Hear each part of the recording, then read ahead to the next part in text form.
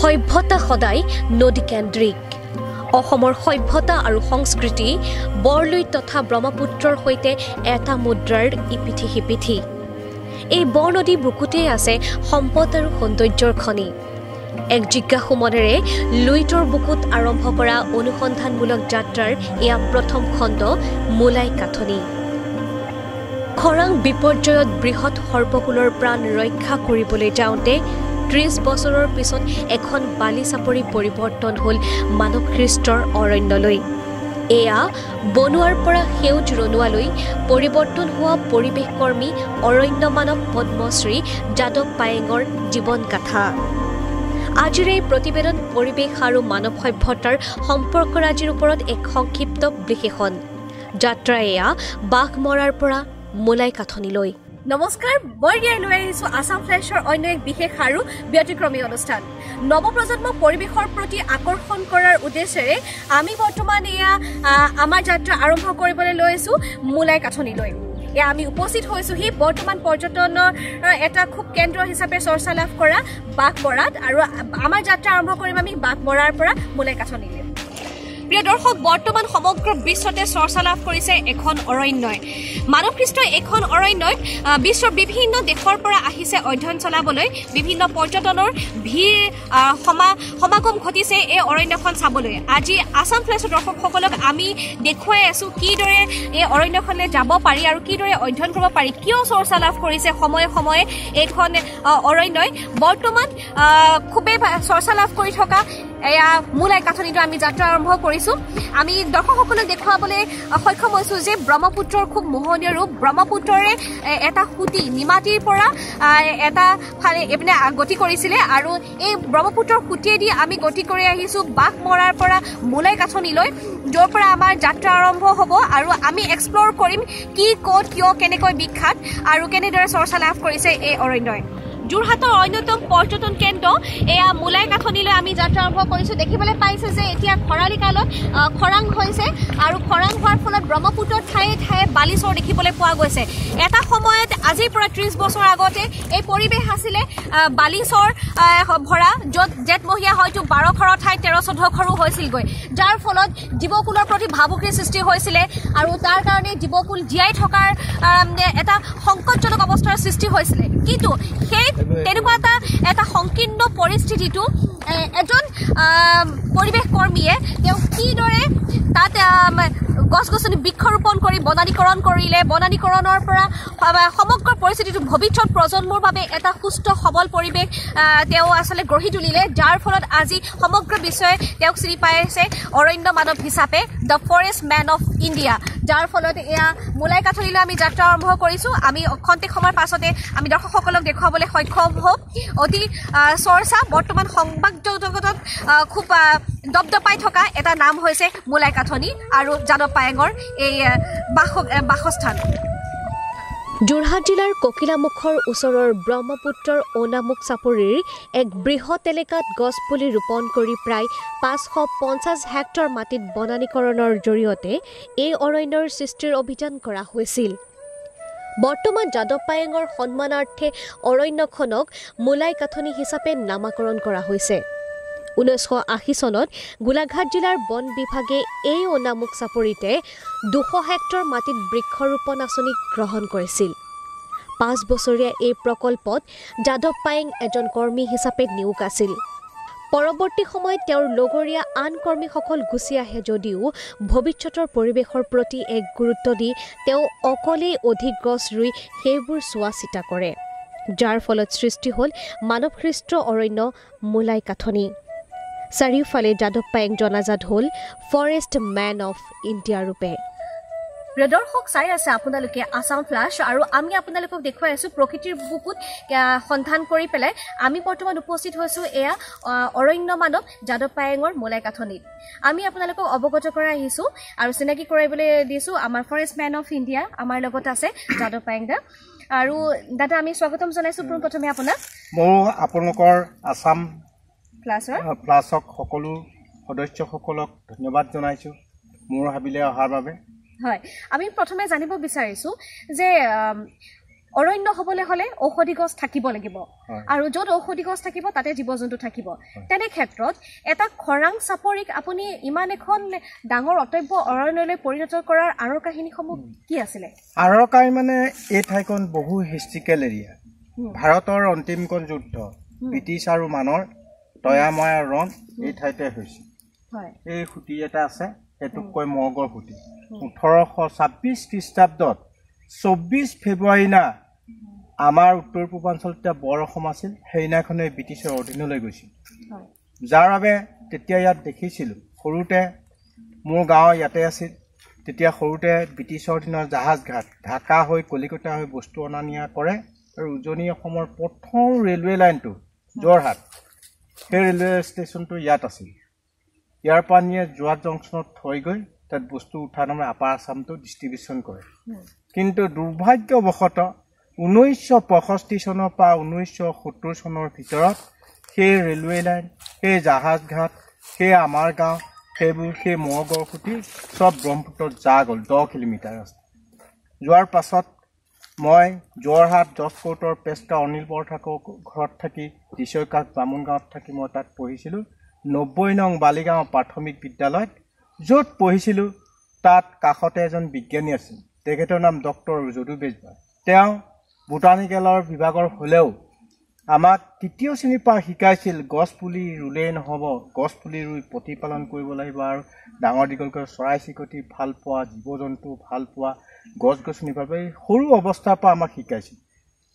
যাৰ বিনিময়ত সেই সময়ত তাত মোক সেই গাঁৱৰ মানুহবিলাকে পাণ পুলি মোৰ হাতত পাণ পুলি নময় আৰু পাণ পুলি ৰোৱা দিনত 25 পইচা দিয়ে 25 পইচাত 1.5 কেজিমান সেই দিনত বেদাম গুটি বেদামৰ লগতে বহাগ মাহটোত পাণ পুলি ৰুবলৈ যাওঁ আমন্ত্ৰণ কৰি নিয়ে ৰুবলৈ যাওঁ কিন্তু সেইবোৰ কৰি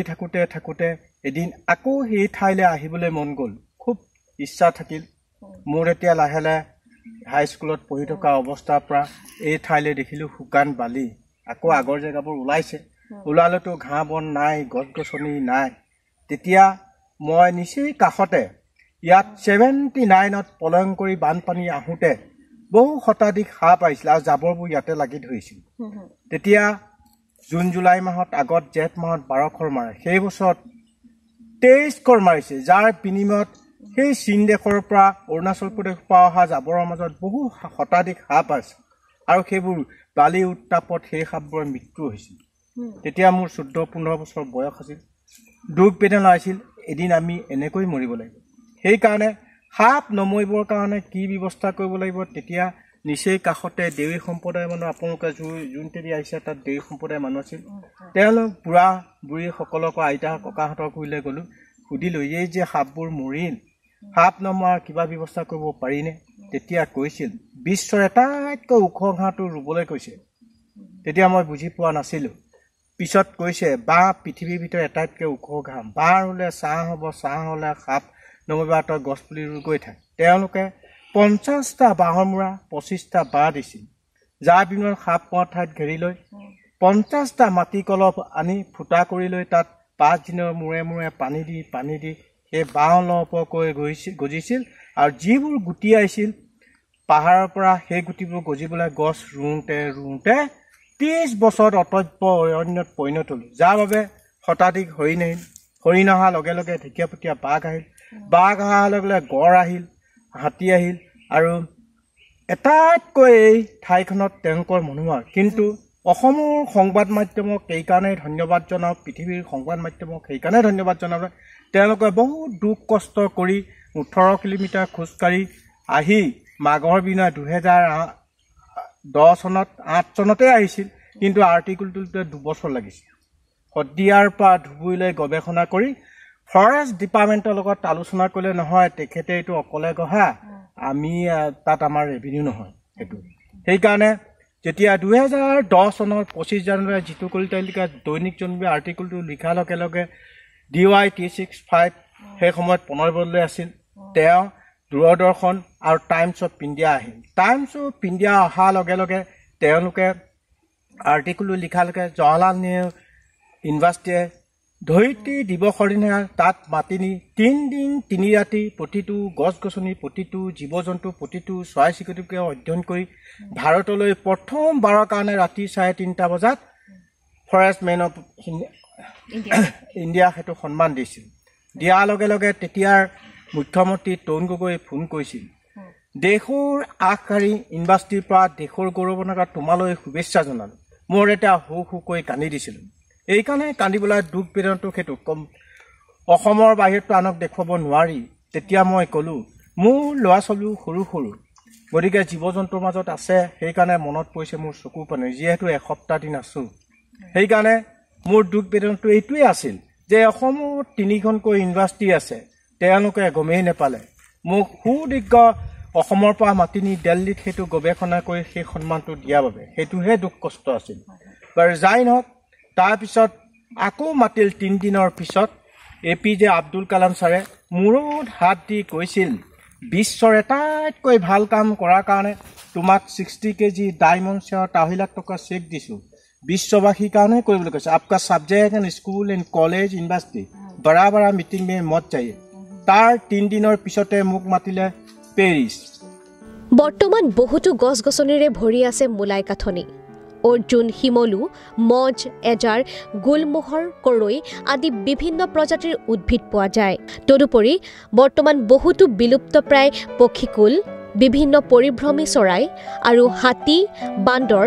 হৰিণ ঢেকিয়াপতীয়া বাঘ মহ গৰকে ধৰি বহুতো মূল্যৱান জন্তু আশ্ৰয়স্থল এই মোলাই কাঠনি পায়েং দেৱে দেখুৱালে বহুতো জন্তুৰ চিন দৰ্শকসকলক আমি দেখুৱাই আছো প্ৰকৃতিৰ লগত মানুহৰ কেনেকুৱা ধৰণৰ সম্পৰ্ক আৰু তাৰ বাবে আমি উপস্থিত হৈছো এয়া মোলাই কাঠনি আমাৰ লগত আছে এয়া পদ্মশ্ৰী যাদৱ পায়েং ছাৰ গতিকে আমি জানিম যে জীৱ জন্তুৰ সৈতে মানুহৰ সম্পৰ্কৰ আজি বিষয়ে জনকচোন আপোনাৰ কাৰণে জীৱ জন্তুৰ সৈতে একেলগে সহবাস হয় বুলি ক'লেও বঢ়াই কোৱা নহ'ব গতিকে জীৱ জন্তু আৰু মানুহৰ সম্পৰ্কখিনি কেনেকুৱা ধৰণৰ হয় নহয় সেইটো এটা ডাঙৰ সমস্যা আছে যে জীৱ জন্তু ক'ত আছে উত্তৰ পূৰ্বাঞ্চলৰ ভিতৰত অসমতে আছে বাকিবোৰ ৰাজ্যত নাই ইয়াৰ মূল কাৰণটো হ'ল বায়'ডাইভাৰ্চিটি যিটো আছে সেইটো ইয়াত সম্পূৰ্ণ য'ত আয়ুৰ্বেদিক ঔষধ থাকিব তাতে ৱাইল্ড এনিমেল আৰু চৰাই চিৰিকটি থাকিব অন্য থাকিব নোৱাৰে সেইকাৰণে বিশ্বৰ বিভিন্ন প্ৰান্তৰ পৰা যেতিয়া যোৰহাট শান্তি আশ্ৰমত প্ৰগ্ৰেম পাতিছিল তেতিয়া বিশ্বৰ বিভিন্ন ফকীৰবিলাক আহি কৈছে আসামে পেচাব কৰনে কে বি জমিন নাই হে মই তেতিয়া বুজি পাই পেলাই তেওঁলোকক বালিত পেচাব খুৱাইছোঁ চব আয়ুৰ্বেদিক ঔষধৰে ভৰা সেইকাৰণে ইয়াত থকা জীৱ জন্তুবিলাকৰ পৰা এনেকুৱা অভিজ্ঞতা আছে যে হাতীজো মাহে হাতীয়ে কি খাই ভাল পায় হাতীৰ পৰা শিকিবলগীয়া বহু কথা আছে যে আমাৰ কি হৈছে হাতী থকা ঠাইবিলাকত মানুহে ভৰপূৰ হৈছে আৰু বৃহৎ উদ্যোগ গৈছে যাৰ দ্বাৰা সিহঁতৰ খাবলৈ অভাৱ হৈছে এতিয়া মানুহৰ নাখালে খাবলৈ তাহাঁতৰ উপায় নাই সেইকাৰণে তেওঁলোকৰ সেই হাতীৰ পৰা সেইবোৰ শিকিবলগীয়া বহু কাম আছে সেইদৰে ঢেকীয়াপতীয়া বাঘটো আহে মানুহে 33 কোটি দেৱতাৰে মানুহলৈ আশা কৰে যদি আমাৰ পোহনীয়া গৰুটোকে খাই জীয়াই নাথাকে হৰিণাকে খাই জীয়াই নাথাকে সি মাংস ভুগি সেইকাৰণে বাঘ থকা ঠাইবিলাকো মানুহে অধিগ্ৰহণ কৰি লৈছে যাৰ বাবে বাঘ আৰু হাতীৰ মানুহৰ সংঘাত মানুহ আৰু বাঘৰ সংঘাত সেইবোৰ হৈ আছে অন্য কাৰণে নহয় সেইকাৰণে সেই জীৱ জন্তুৰ পৰা শিকিবলগীয়া আমাৰ বহু কথা আছে সেইকাৰণে ইয়াত থকা কৈছোঁ আপোনালোকৰ বিশেষকৈ ইয়াত থকা চৰাইবোৰে গছ ৰুব জানে ইয়াত থকা গৰুবিলাকে গছ ৰুব জানে ইয়াত থকা হাতীয়ে গছ ৰুব জানে বতাহে গছ ৰুব জানে হৰিণাই গছ ৰুব জানে কিন্তু জীৱশ্ৰেষ্ঠ মানুহটোৱে কালি কাটিব জানে কোনে দিলে জীৱশ্ৰেষ্ঠ যিদিনা গছে আমাক কাপোৰ পিন্ধাবলৈ শিকাইছিল চৰাই আকাশত উৰিবলৈ শিকাইছিল সেইদিন ধৰি সমগ্ৰ বিশ্বই প্ৰকৃতিক দাস হিচাপে ব্যৱহাৰ কৰাৰ ফলত জলবায়ু পৰিৱৰ্তন হৈছে আৰু COVID-19 হৈছে গতিকে এতিয়া মই অনুৰোধ কৰিছোঁ সমগ্ৰ বিশ্বৰ বিজ্ঞানীসকল আহক জলবায়ু পৰিৱৰ্তন কিয় হৈছে এতিয়া আপোনালোকে বহু কাৰণ আছে ইয়াত জলবায়ু পৰিৱৰ্তন হোৱাৰ যেনেকৈ এণ্টাৰ্কটিকাত বৰফ গলিব আৰম্ভ হ'ল কুমেৰুত বৰফ গলিব আৰম্ভ হৈ গ'ল হিমালয়ত যেতিয়া বৰফ গলিব আৰম্ভ তেতিয়া সাগৰতো বৰফ আছে সেই সাগৰৰ বৰফবিলাক মাটিত থকা বৰফতকৈ বহু ওপৰেদি আহে বতাহটো গৰম বতাহ আহে যাৰ বাবে তলৰ বৰফবিলাক গলাৰ বিনিময়ত বানপানীটোৰ সৃষ্টি হয় আৰু পৃথিৱীখন ঘূৰণীয়া চিধা যাব নোৱাৰে বতাহ ঠেকা শুকা খাই গৰাখহনীয়াৰ সৃষ্টি কৰে সেইদৰে মই মোৰ এই হাবিডৰাৰ পৰা ব্ৰহ্মপুত্ৰৰ বুকত মই নিজেও ডুবিছোঁ তেতিয়া অনুভৱ কৰিছোঁ যে ক্ৰমান্বয়ে জলবায়ু পৰিৱৰ্তনত সেই বতাহবোৰ অহাৰ লগে লগে আমাৰ অসমত বানপানীটো বেছি হৈ গৈছে আৰু খৰস্ৰোতাটো বেছি হৈছে গৰাখহনীয়াটো বেছি হৈ গৈছে সেইকাৰণে আমাৰ সমস্যা হৈছে ইয়াৰ বিকল্প কি হ'ব পাৰে বাৰু ইয়াৰ বিকল্প গছৰ অবিহনে বিকল্প কোনেও দিব নোৱাৰে বিশ্বত যিমানবোৰ আছে কোনেও দিব নোৱাৰে সেইকাৰণে গছ থাকিলে প্ৰাণী জগত জীয়াই থাকিব পাৰিব গছৰ অবিহনে প্ৰাণী জগত জীয়াই থাকিব নোৱাৰে সেইটো গছ গছনিয়ে তাক সোঁৱাই দিছে অৰণ্য মানৱ যাদৱ পায়েং বহুতো সন্মানেৰে বিভূষিত হৈছে প্ৰকৃতিৰ প্ৰতি থকা তেওঁৰ অপৰিসীম ভাল পোৱাৰ বাবে সমগ্ৰ বিশ্বৰ বিৰল দৃষ্টান্ত তেওঁ এতিয়া 2012 চনৰ 22 এপ্ৰিলত নতুন দিল্লীত অৱস্থিত JNUৰ পৰা ফাৰ্ষ্ট মেন অফ ইণ্ডিয়া উপাধি প্ৰদান কৰে তেওঁক পৰৱৰ্তী সময়ত ভাৰত চৰকাৰৰ তৰফৰ পৰা 2015 চনত পদ্মশ্ৰী সন্মানেৰে সন্মানিত কৰা হয় প্ৰাক্তন ৰাষ্ট্ৰপতি আব্দুল কালামৰ আশীৰ্বাদৰ এখন হাত পায়েংদেৱৰ শিৰত সদায় আছিল তেওঁৰ কৰ্মৰাজিৰ বাবে প্ৰিয় দৰ্শক আমাৰ গৌৰৱ অসমৰ গৌৰৱ ভাৰতৰ গৌৰৱ এয়া পদ্মশ্ৰী যাদৱ পায়েঙৰ এয়া মোলাই কাঠনিতে আমি আছোঁ আৰু বৰ্তমান সংবাদ শিৰোনামা দখল কৰিছে যে তেখেতে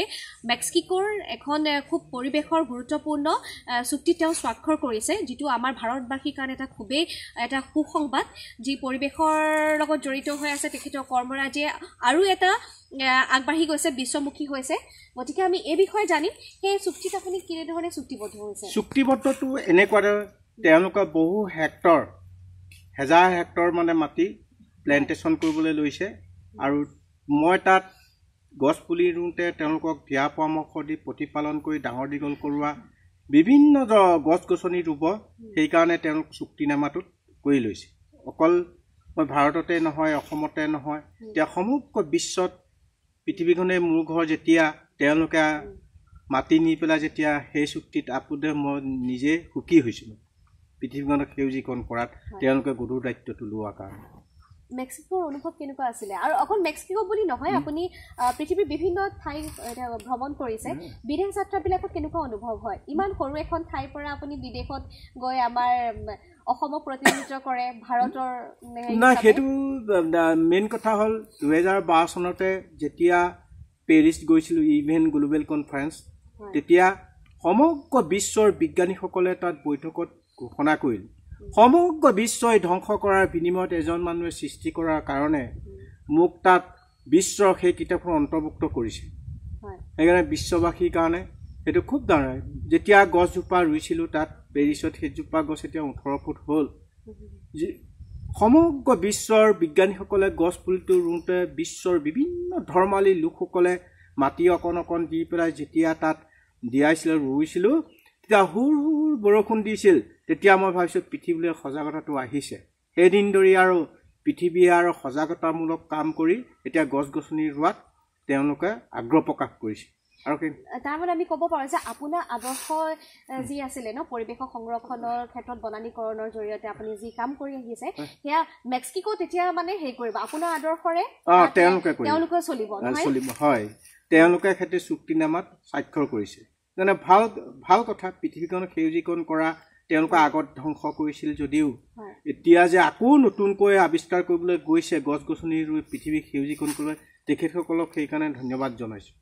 এইটো আমাৰ কাৰণে খুব এটা গুৰুত্বপূৰ্ণ কথা যে মেক্সিকো নিচিনা এখন উন্নত আদি ৰাষ্ট্ৰই যেতিয়া ভাৰতৰ মোলাই কাঠনিৰ এজন আমাৰ ব্যক্তিৰ পৰা যেতিয়া আদৰ্শ হিচাপে তেওঁলোকে কাম কৰিবলৈ লৈছে এইটো আমাৰ কাৰণে তাতকৈ আৰু গৰ্বৰ কথা একো হ'ব নোৱাৰে আচ্ছা আমিও আৱেগিক হৈ পৰিছোঁ আৰু আপোনাৰ কামক সঁচাকৈ নতশিৰে প্ৰণাম জনাইছোঁ গতিকে মেক্সিকোত কেনেকুৱা আছিলে সেই দিনবিলাক বৰ ভাল মানে তেওঁলোকৰ বৰ আগ্ৰহী বিশেষকৈ মহিলাসকলক বেছি গুৰুত্ব দিয়ে অৰেঞ্জমেণ্ট যেন যিমান আছে মহিলাই আছে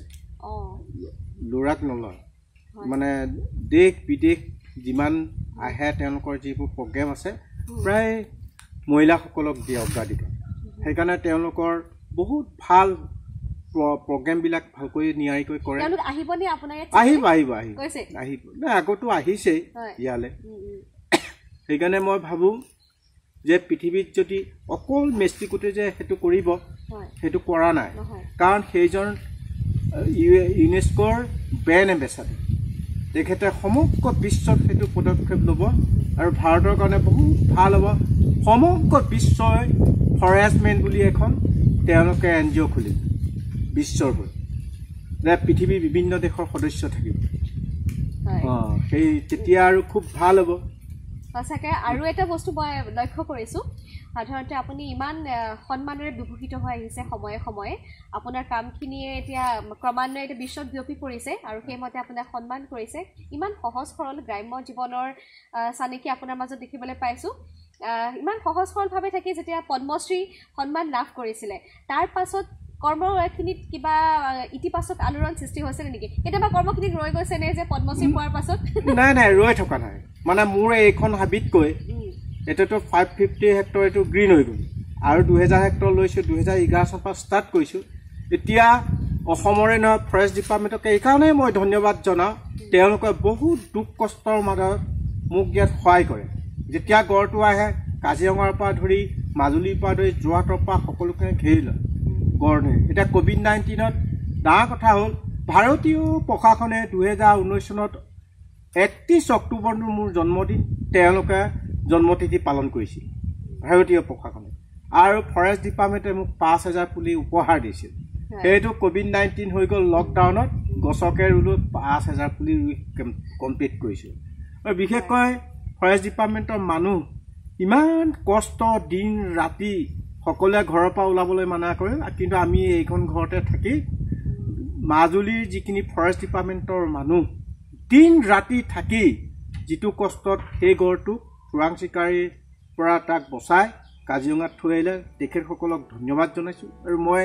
অসম চৰকাৰলৈ অনুৰোধ কৰিছোঁ তেখেতক এটা এৱাৰ্ড দিব লাগে যিটো কষ্টত মানে কৰিলে ভাৰতৰ বিভিন্ন ৰাজ্যৰ লগতে সমগ্ৰ পৃথিৱীতে চৰ্চা লাভ কৰিছে এতিয়া মোলাই কাঠনিয়ে আমেৰিকাকে ধৰি বিশ্বৰ বহু দেশে ইতিমধ্যে তেওঁৰ কৰ্মৰাজি কেমেৰাত বন্দী কৰিছে শেহতীয়াকৈ মেক্সিকোৰ দৰে বিশ্বৰ উন্নত দেশৰ প্ৰকৃতি সুৰক্ষা সংগঠনৰ সৈতে চুক্তিবদ্ধ হৈছে যাদৱ পায়েং তেওঁৰ আৰ্হিত পাৰিৱেশিক সজাগতা সৃষ্টি কৰিবলৈ আগবাঢ়িছে বিশ্বৰ উন্নত দেশসমূহেও প্ৰিয় দৰ্শক আমি আসাম ফ্লেশ্ব এক্সপ্ল'ৰ কৰি আছোঁ অনুসন্ধান কৰি আছোঁ প্ৰকৃতিৰ বুকুত কিদৰে অকণমান বিশেষ আৰু বিশেষ ব্যতিক্ৰম আমি আপোনালোকক দেখুৱাব পাৰোঁ আৰু যোৰহাটৰে আমাৰ গৌৰৱ অকণমান দিনগত কেনেকুৱা ধৰণৰ এখন অৰণ্য মানৱসৃষ্ট অৰণ্য সৃষ্টি হৈছে আৰু বিশ্বত খলকনি সৃষ্টি কৰিছে সেয়া আমি আপোনালোকক দেখুৱাই আছোঁ গতিকে আমি আপোনাৰ পৰা জানিম গতিকে নৱপ্ৰজন্মই কিদৰে পৰিৱেশক আঁকোৱালি ল'ব কাৰণ উন্নয়ন কৰিবলৈ হ'লে তেওঁলোকে পৰিৱেশৰ ওপৰত এটা ভাবুকিৰ সৃষ্টি হয় নিশ্চিতভাৱে গতিকে তেওঁলোকে এনেকুৱা কি হেৰি হ'ব যে তেওঁ উন্নয়নো কৰিব পাৰিব লগতে পৰিৱেশৰ লগতো তেওঁলোকে সমানে কৰিব পাৰিব খোজকাঢ়িব পাৰিব সংৰক্ষণৰ সেই ক্ষেত্ৰত ভাৰতীয় শিক্ষানীতিটো চেঞ্জ কৰিব লাগিব এইকাৰণে চেঞ্জ কৰিব লাগিব ভাৰতবৰ্ষৰ শিক্ষানীতিটো আছে অৰ্থকৰী শিক্ষা দেশৰ বাবে নহয় পৃথিৱীৰ বাবে নহয় সকলোৱে পঢ়িছে মই চাকৰি এটা কৰিম আৰু ঘৰ এটা বনাম গাড়ী এখন কিনিম তাৰ বাদে একো চিন্তা নকৰে সেয়ে ভাৰতীয় শিক্ষানীতিক LP স্কুলৰ পৰা এনভাইৰনমেণ্টেল চায়েন্স পৰিৱেশ বিজ্ঞান দিব লাগিব আৰু পৰিৱেশ শিক্ষক দিব লাগিব যেতিয়া এটা ল'ৰাই LP স্কুলত নাম লগাব এজোপা গছ ৰুব সি প্ৰেক্টিকেলি 5 বছৰ ডাঙৰ কৰিব লাগিব তাৰ অক্সিজেনটো সি নিজে ল'ব পিছৰ 5 বছৰত আৰু এজোপা ৰুব বিশ্ববাসীক দিব তেতিয়া ভাৰতবৰ্ষত বছৰি কিমান ল'ৰা ছোৱালী এডমিশ্যন লয় 2 বছৰত কিমান হ'ব 3 বছৰত কিমান হ'ব 4 বছৰৰ পৰা 10 বছৰ ইণ্ডিয়াই কিনো সেইখিনি ল'ৰা ছোৱালীয়ে নতুন পৃথিৱী গঢ়িব ইহঁতে ৰোৱা গছ কোনোদিন কাটিবলৈ নিদিব ইহঁতৰ গছৰ ওপৰত পৰা চৰাই মাৰিবলৈ নিদিব সিহঁতৰ গছৰ তলত থকা জীৱ জন্তু মাৰিবলৈ নিদিব সেই আদিম যুগৰ পৰা সংৰক্ষণ নকৰা তাহাঁতেহে কৰিব পাৰিব সেইটো যদি ব্ৰেইন আৰু সেইবোৰ শিক্ষা দিওঁতে ভাৰতবৰ্ষৰ প্ৰতিটো ৰাজ্যৰ ৰাজ্যিক ভাষাত দিব লাগিব তাত অন্য ভাষা জাপি দিব নালাগিব তেতিয়া মগজুটো বিকাশ হ'ব যেতিয়া সৰুতে যদি অসমীয়া ভাষাকে কৈছোঁ যে সৰুতে যদি ইংৰাজীও সোমাই দিয়ে হিন্দীও সোমাই দিয়ে সংস্কৃতিও সোমাই দিয়ে তেতিয়া কি হৈ যায় ল'ৰা ছোৱালীবিলাকৰ মগজুটো বিকাশ নহয় বিকাশ নহ'লে ভাষা কলা কৃষ্টি সংস্কৃতি চব পাহৰি যায় তেতিয়া এনেকৈ ক'ত পৃথিৱীত তাত ইংৰাজী কয় নকয় নহয় বিশ্বৰ 195খন দেশৰ তাত 13খন দেশে ইংৰাজী কয় বাকীবোৰ চব মাতৃভাষাত সেইকাৰণে মই মেক্সিকোটো মই অসমীয়া ভাষা তহঁতে জানিলো সিহঁতনো ইংৰাজীও নাজানে হেৰিও না স্পেইন ভাষা কয় অসমীয়াতে কৈছো সেইকাৰণে ভাষা কলা কৃষ্টি অবিহনে দেশৰ উন্নতি সাধন নহয় ৰিচেণ্টলি ভাৰত চৰকাৰে এপ্ৰিল মাহৰ পৰা নতুন ক্লাছ 6লৈকে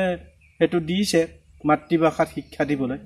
গুৰুত্ব বিশেষকৈ মই ভাবোঁ যে আমাৰ ছাত্ৰ ছাত্ৰীসকলক কেৱল পাঠ্যক্ৰমৰ মাজতে পৰিৱেশৰ জ্ঞানখিনি আবদ্ধ কৰি নাৰাখি তেওঁলোকক এনেকুৱা ধৰণে পৰিৱেশৰ লগত এটা প্ৰেক্টিকেলি এটা মানে কৰিব লাগে মানে এতিয়া দেখা পোৱা ইয়াত গৈছোঁ যে ভাৰতবৰ্ষৰ বিজ্ঞানীসকল বা বোটানিকেল বিভাগৰ প্ৰফেচাৰসকল আহে তেওঁলোকে থিয়ৰিকেল গছৰ নাম জানে কিন্তু গছ চিনি নাপায় নহয় আমি কিমান ভুল কৰি ল'ৰা ছোৱালীক শিক্ষা দিছোঁ যাতে সেইটো ভুলতে নহয় প্ৰেক্টিকেল গছ পুলি ৰুলেই নহ'ব গছ পুলি ৰুই গছৰ নাম জানিব লাগিব গছৰ গুণাগুণ জানিব লাগিব সেইটোৱে প্ৰেক্টিকেল নলেজ দিবলৈ কৈছোঁ শিক্ষাটো তেতিয়া আমাৰ ভাৰতৰ উন্নতি হ'ব আৰু বিশেষকৈ এতিয়া কৰিছে বহু ৰাজ্যত গৈ পেলাই দেখা পৰিৱেশৰ ক্ষেত্ৰত একদম পৰিৱেশ যদি অক্সিজেনে নহয় কেনেকৈ জীয়াই থাকিব সেইটোতো বহুত ডাঙৰ কথা সেইকাৰণে গছেই যদি অক্সিজেন দিয়ে গছৰ ওপৰত জেগা নাই বুলি ক'ব নালাগে যে ভাৰতবৰ্ষত কিমান ফৰেষ্ট আছে আৰু শিক্ষামূলক ভ্ৰমণৰ যিটো পইচা দিয়ে স্কুল কলেজ ইউনিভাৰ্চিটিৰ নামত 10 জোপাকৈ গছ ৰুৱক ফলক নামত দি দিয়ক আৰু সেইখিনি সংৰক্ষণৰ যে হেজাৰ হেজাৰ ল'ৰা ছোৱালীয়ে চাব প্ৰেক্টিকেল নলেজ পাব এতিয়া জৈনক বুঢ়া খালিকাইটো মাত নলয় আগত তেওঁলোকৰ জন্মতিথিত কেক কাটিছিল এতিয়া জন্মতিথিৰ কেকৰ বদলি এজোপা গছ পুলি ৰুব লাগে আৰু বন্ধু বান্ধৱীসকলক এজোপাকৈ গছ ৰুলে ভাৰতবৰ্ষ পৃথিৱীখন সোনকালে সেউজীকৰণ হ'ব আমি অতপৰে আপোনাৰ লগত বহুত কথা পাতিলোঁ আপোনাৰ এই মানৱসৃষ্ট যি অৰণ্য সেয়া দৰ্শন কৰিলোঁ আমি আশা কৰিছোঁ যে আমাৰ ছাত্ৰ ছাত্ৰীসকলকে মুখ্য কৰি দৰ্শকসকল বহুত উপকৃত হ'ব এবাৰ চাবলৈ আহিব কিদৰে আচলতে পৰিৱেশটোক নিজস্বতাই সৃষ্টি কৰি আমাৰ বিশ্বৰ এক উত্তৰ প্ৰজন্মৰ হকে আমাৰ পৰিৱেশক এক সুচিন্তাৰে আগবঢ়াই নিয়া হৈছে আৰু শেষত কি ক'ব আমাৰ দৰ্শকসকলক আছাম পেলছৰ দৰ্শকসকলক এটাই অনুৰোধ কৰিছোঁ যে আপোনালোকে আহক ইয়াত গৱেষণা কৰিবলৈ আহক গছ গছনিৰ নামো জানিবলৈ আহক প্ৰেক্টিকেলটো ইয়াত কৰিব লাগে আৰু য'তেই শিক্ষা নলওক যে ভাৰতীয় ছাত্ৰ ছাত্ৰী বুলি নহয় পৃথিৱীৰ ছাত্ৰ ছাত্ৰী আমন্ত্ৰণ আৰু ইয়াত থকা গছ গছনিবিলাক ইয়াত থকা জীৱ জন্তু হাত বাউলি মাতি আছে ইয়াতে শিক্ষা জ্ঞানটো ল'ব আৰু বিশ্বৰ এতিয়া বিভিন্ন প্ৰান্তৰ বিজ্ঞানীসকলে ইয়াত গৱেষণা কৰিব পাৰে কাৰণ আহিছে PhD ল'বৰ কাৰণে ছাত্ৰ ছাত্ৰী ভাৰতৰ বা পৃথিৱীৰ নাচাৰ পৰা ছাত্ৰ ছাত্ৰী আহিছে তেওঁলোকে মেচিন লৈ আহিছে প্ৰকৃততে এই গছবিলাকে পানীটো কিমান সংৰক্ষণ কৰিছে তেতিয়া তাত দেখাইছে 1 ফুট তললৈ বহুৱাই মেচিনটোৱে 100% পানীটো টানি ৰাখিছে সেই তেনেকুৱাবিলাক ইয়াত শিক্ষামূলক যদি আহে ছাত্ৰ ছাত্ৰী তেওঁলোকে উপকৃত হ'ব আৰু সদায় দৰ্শকসকললৈ মোৰ অনুৰোধ কৰিছোঁ যে আপোনালোকে য'তেই নাথাকক মাটি নাই বুলি নক'ব 5 মহলীয়া 10 মহলীয়া ঘৰত থাকিলেও মাটি নাই বুলি ফৰেষ্ট কেইখন সংৰক্ষণ কৰক ভাৰতৰ 130 কোটি মানুহৰ কৰ্তব্য আছে ফৰেষ্ট কেইখন সংৰক্ষণ ফৰেষ্ট কেইখন থাকিলে আমি জীয়াই থাকিব কাৰণ ভাৰতবৰ্ষৰ বহু কণ্ডিশ্যন আছে 2020 চনৰ পৰা 50 চনৰ ভিতৰত বিশ্বৰ ভিতৰত জনসংখ্যা বেছি হ'ব তেতিয়া আমাৰ জলবায়ু পৰিৱৰ্তন কিয় নহয় সেইকাৰণে আমি ফৰেষ্ট কেইখন আমি সংৰক্ষণ কৰাটো প্ৰতিটো মানুহৰে কৰ্তব্য সমগ্ৰ পৃথিৱীৰ জীৱ জন্তুৰ ৰক্ষণাবেক্ষণত মানৱ জাতি দায়বদ্ধ এই ক্ষেত্ৰত সেউজীয়া ধৰণী ধুনীয়া কৰাত নৱপ্ৰজন্মৰ ভূমিকা গুৰুত্বপূৰ্ণ সম্পূৰ্ণ যাত্ৰাৰ অন্তত অনুভৱ হ'ল প্ৰকৃতি সদায় তুলনাহীন ইয়াৰ মোহনীয় সৌন্দৰ্য অকৃত্ৰিম যাৰ অনুভৱ প্ৰকৃতিৰ লগত বিলীন হৈহে উপলব্ধি কৰিব পাৰি শিক্ষাৰ কম পোহৰেৰে আলোকিত এজন অসমীয়া ব্যক্তিয়ে যদি আজি সমগ্ৰ পৃথিৱী পোহৰাব পাৰে তেন্তে আজিৰ প্ৰজন্মই সেউজ সজাগতা বৃদ্ধি কৰি ভৱিষ্যতৰ বাবে এখন নতুন পৃথিৱী গঢ়ি তুলিব পাৰে অতপৰে আছাম ফ্লেছৰ এক্সপ্ল'ৰ শিতানটি উপভোগ কৰাৰ বাবে প্ৰতিজন দৰ্শকক ধন্যবাদ সুহৃদয়ৰ আমাক এনেদৰে সঁহাৰি জনাব আৰু আমি আপোনালোকৰ বাবে লৈ আহিম বিশেষৰো বিশেষ অনুষ্ঠান আছাম ফ্লেছ এক্সপ্ল'ৰ আনটোল্ড এণ্ড আনচিনত